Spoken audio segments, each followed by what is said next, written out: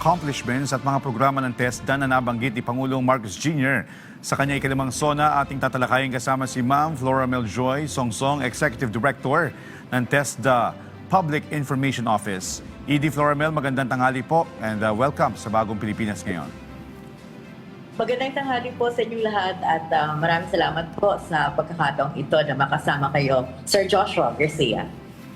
ED, thank you for joining us. Sa kanya pong SONA ng ating Pangulo, sinabi po nito na umabot na sa 81% ang placement rate ng mga nagtapos sa TESDA at iba pang TVET programs. Ano po ang mga naging susi sa mataas na employment rate na ito at sa ang mga industriya po pinakamaraming agad na nakapagtrabaho ang ating mga graduates? Opo. Una sa lahat po, talagang nagpapasalamat kami at punong-puno ang aming puso dahil nababanggit ng ating Pangulo yung ilan sa mga naging inisyatibo ng TESDA sa pagkukunan ni Sec. Kiko Benitez para mas mapataas pa nga yung pong opportunity, yung employability ng ating mga nagiging graduate.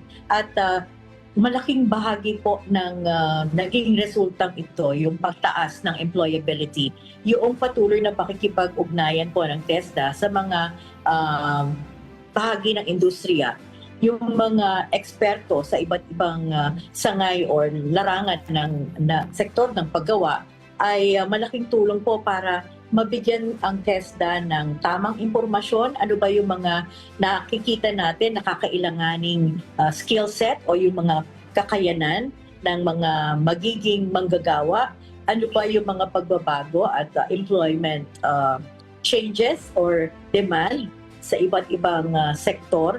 At ito rin po ay malaking tulong sa patuloy na pag-develop natin ng mga training regulations, yung mga standards na ginagamit ng TESDA sa sasanay o pagsasagawa ng mga training sa iba't ibang larangan po o sektor ng paggawa. Tinitiyak po ng ating patuloy na pagpapalakas sa ugnayan sa industriya yung pagiging global standards ng ating pong ibinibigay at yung kalidad na ating pong naibibigay sa ating mga nagiging trainees or learners ay tumitiyak na meron silang tutunguhin na empleyo or maaari nilang gamitin sa pagsisimula ng kanilang negosyo na mapapakinabangan para tugunan yung kanilang mga pangangailangan. Alright. ED, binigyan din po ng Pangulo ang mga programang Chuper, Scholar at Entrepreneur na naglalayong mabigyan ng bagong kasanayan at kabuhayan ang ating mga chuper. Ano na po ang naging resulta ng mga programang ito at ilan na po sa mga driver ang natulungan ng TESDA? Ang ating po pakikipag-ugnayan naman sa sektor ng transportasyon ay nagpapatuloy at medyo matagal na nga po itong ating pakikipag-ugnayan patungkol sa Chuper Scholar at nagpapatuloy po ito. At ito naman nga ay bilang tugon din at bilang pagbibigay kahandaan sa ating mga kababayan na nasa sektor ng transportasyon na lalo pa nga sa mga pagkakataong ito na napaka-unstable nung pong lagay or status ng kanilang paghahanap buhay dahil nga maraming factors ang nakakaapekto sa kanilang stabilidad. So ito po ay nagpapatuloy at initially po or simula ito sa pakikipag-ugnayan ng TESDA sa Department of Transportation noong mga panahon yon at nagpatuloy po ito maging sa ating mga bagong programa na ipinagkakaloob din sa ating mga kababayan na nasa sektor ng transportasyon. At hindi lang po ito do sa ating mga driver, kundi maging doon sa kanilang immediate family. Kung minsan po ay yung kabiyak ang ating nabibigyan ng pagkakataon para magkaroon din ng dagdag doon sa kanilang kabuhayan kung matututunan at mabibigyan sila ng ganitong training o pagsasanay sa pangkabuhayan ng mga pamilya ng ating mga driver. Okay. Can you give us some examples po ng mga bagong kasanayan na natutunan ng ating mga chuper o yung uri ng iba pang kabuhayan na maaari nilang pagkakitaan maliban po sa transportasyon?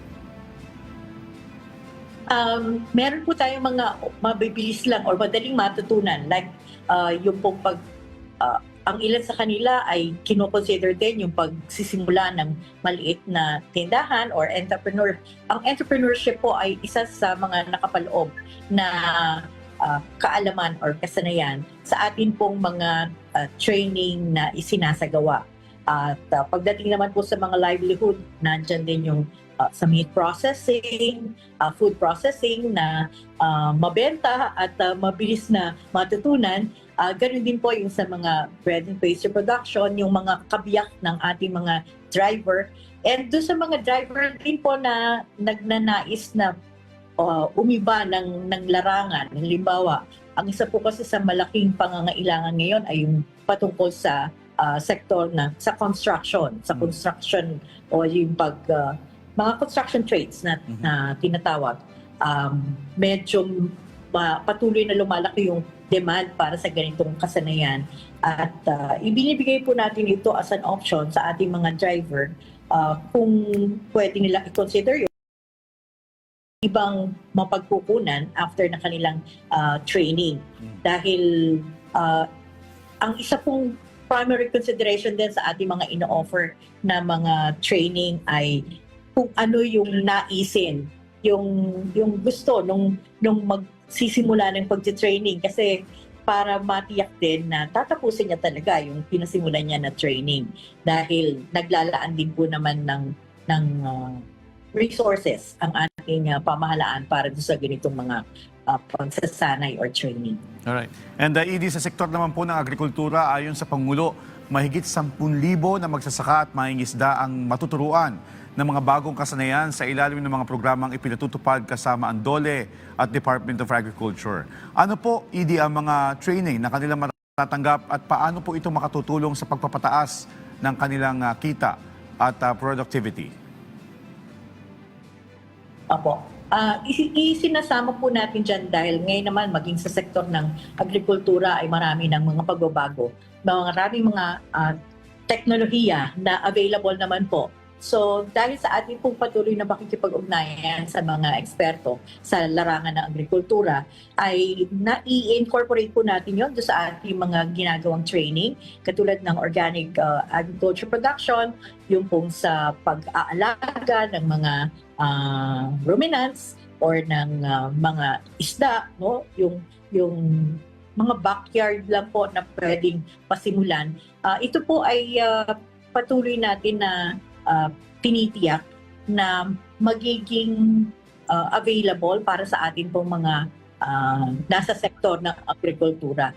Kasi hindi naman po lingid sa ating kaalaman na ngayon marami talagang available na yung precision farming, halimbawa, yung paggamit ng mga makinarya at ng ilang pang mga bagong teknolohiya para matiyak na mas mataas yung magiging ani o produksyon ng ating pong mga magsasaka at yung mga nasa sektor ng agrikultura.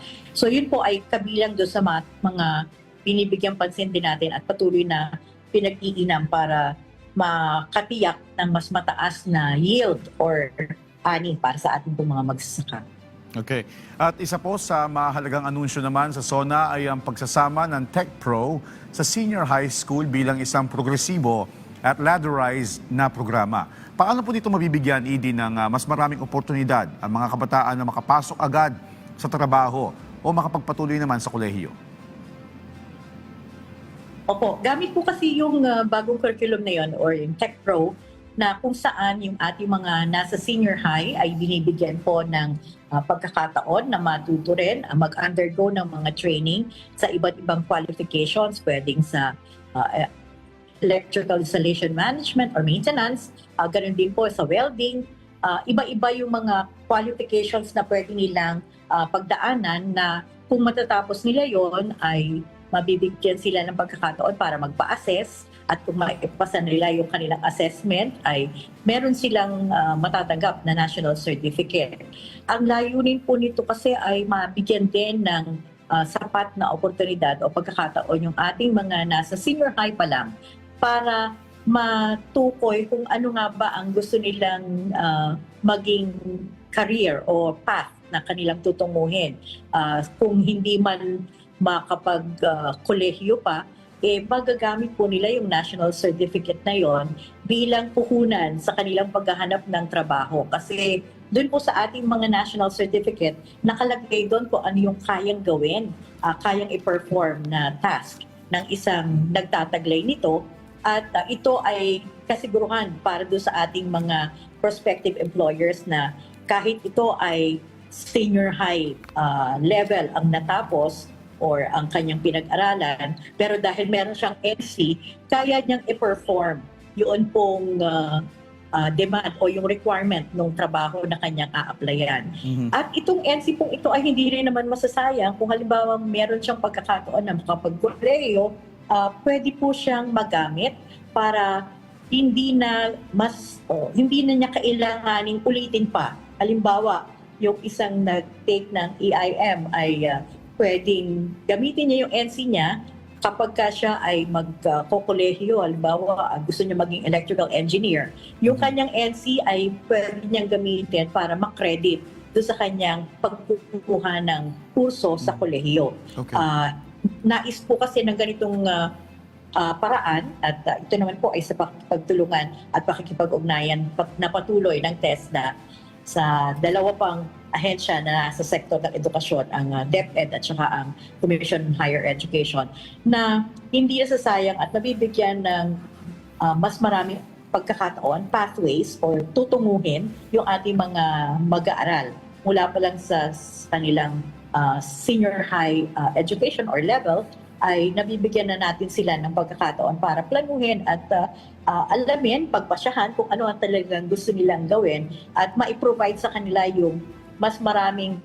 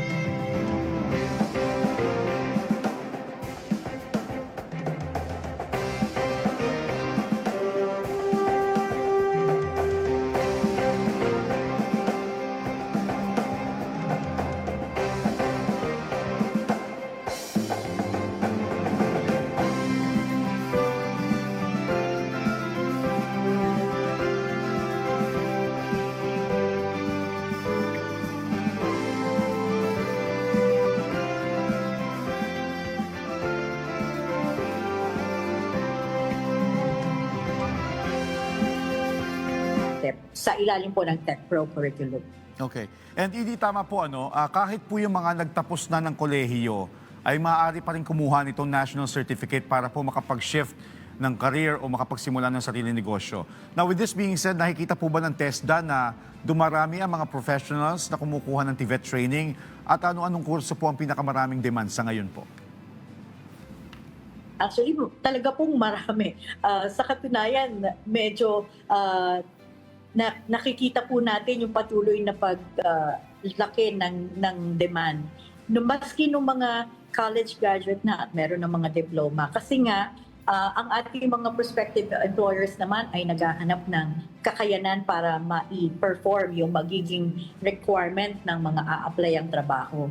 At ang national certificate po ang patunay para sa ganitong kakayanan. Kaya naman marami din po yung mga nagtapos na ng engineering halimbawa, pero kailangan pa rin or nagpapasya rather na kumuha ng mga training under TESDA para po magkaroon ng national certificate. Kasi hinahanap na ngayon. Alam na ng ating mga employers na mahalaga at katibayan talaga yung national certificate ng kakayanan ng isang nag-a-apply ng trabaho sa kanilang negosyo o sa kanilang operasyon. Alright. And Edie, dito naman po sa usapin ng TESDA passport na binigyan pansin din po sa SONA. na bahagi ng digitalization ng mga serbisyo ng TESDA. Paano po binabago ng TESDA Passport ang karanasan ng mga aplikante at ano-ano pa po yung mga digital innovations na maaasahan ng publiko sa mga susunod na taon? Opo, isa po ito sa pinagmamalaki talaga ng TESDA sa ilalim ng pangunguna ni Sec. Kiko Benitez. Yung pong pag-develop natin ng app na ang tawag nga ay TESDA Skills Passport. Sa ilalim po ng platapormang ito ay nabibigyan natin ng access yung ating mga kababayan sa iba't ibang serbisyo na available sa TESDA. At ito po ay managagamit din para maging paraan ng pagtatabi or paglalagay nila ng kanilang mga NCs na nakuha or na-acquire na skills. Para siyang passport nga na nakalagay doon ano ba ang mga pwede mong gawin, ano na ba yung mga natapos mo, or kung meron kang mga certification, ano ba itong mga certification na ito. Para hindi na po bit-bit pa ng isang nag-a-apply sa trabaho yung sangkaterbang mga papeles o dokumento. Pwede niyang i-upload yon sa kanyang account sa Skills Passport, sa TESDA Skills Passport.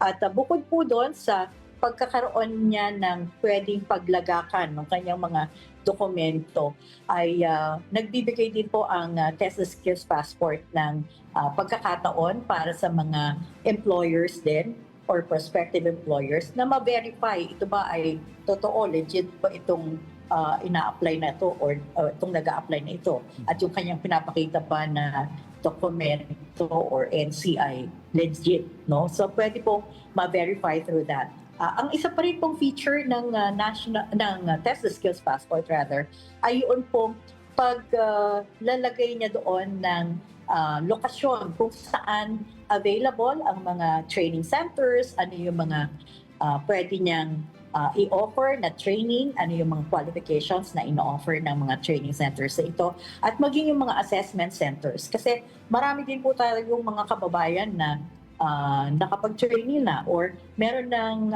experience sa isang larangan ng pagtatrabaho, pero wala siyang NC pa. So pwede rin po siyang maghanap ng assessment center at i-apply sa kanyang papaschedule ng assessment yung kanyang prior learning o yung recognition ng prior learning ng isang individual. Bukod po doon sa pagiging locator din ng ating TESDA Skills Passport para sa mga assessment and training centers, ito rin po ay merong feature na nagbibigay ng payo kung ano ba ang pwede mo pang kunin na further training. Meron po siyang si Professor K na pwedeng tumulong at pwedeng magbigay ng payo or advice ano pa ang pwede mong kunin kung nais mo na itong path na ito or itong career na ito ang iyong pagtutuunan ng pansin. Or kung gusto mo ng upskilling pa, ano yung pwede mo pang kunin na mga trainings or ibang qualifications na posibleng related doon sa mga nakuha mo ng NC or pangdagdag doon sa iyong mga nalalaman na. Kumpleto pala yan, ED, sa features, ano? So, linawin na natin, may access po dito yung mga employers or this is accessible by them once na mag-apply yung ating mga aplikante. At kumusta din po yung security ng information para hindi ito magamit sa mali? Opo. Tinitiyak naman po natin na meron tayong, yung security features niya ay in place. At ang isa po sa mga ginagamit na natin dyan ay yung national ID, ay isa po sa mga dokumento. Isa lang naman siya sa mga dokumento na pwedeng i-upload ng isang gumagawa ng account doon sa TESDA Skills Passport. Meron pang mga iba na pwede siyang gamitin bilang patunay ng kanyang pagiging lehitimong may-ari ng mga impormasyon na yon. At ito naman po ay tumitiyak din na napapangalagaan yung impormasyon na or personal information na ilalagay ng isang maggagawa ng account under ng TESDA Skills Passport. Okay. Dahil meron naman po tayong pakikipag-ugnayan din at pagsunod, pag-comply doon sa mga batas na nangangalaga ng mga personal na impormasyon ng isang individual. Alright, on that note, panghuli na lamang po, Edie, mensahe niyo po sa ating mga kababayan na nakatutok sa ating ngayon. Una po sa lahat, maraming salamat sa pagkakataong ito na maipaliwanag at mabigyang diin pa yung mga nabanggit na ng ating Pangulong Ferdinand Marcos Jr. sa kanya ikalimang SONA kahapon. Salamat din po sa Pangulo na talagang todo suporta sa mga ginagawa ng TESDA at sa mga inisyatibo at programa ng ahensyang ito sa pangunguna naman ni Sec. Kiko Benitez. At umaasa po kayo na patuloy ang ating mga gagawing programa pa at yung mga pag-improve pa sa mga existing na at yung pagdagdag pa ng pansin doon sa mga kailangang i-improve para mas matiyak ang pantay-pantay at equal na access ng sa ating mga kababayan doon sa mga programa at serbisyo na ipinagkakaloob ng TESDA. At tiyak naman po tayo na ang bawat sentimo ay sinisikap talaga na maging kapaki-pakinabang para sa ating mga kababayan. Walang nasasayang na resources na ibinibigay ng ating pamahalaan para sa ating mga kababayan. So, wag po natin palampasin ang mga opportunities na ito. At maaari nyo naman pong bisitahin ang website ng TESDA para sa iba pang mga impormasyon patungkol sa ahensyang ito.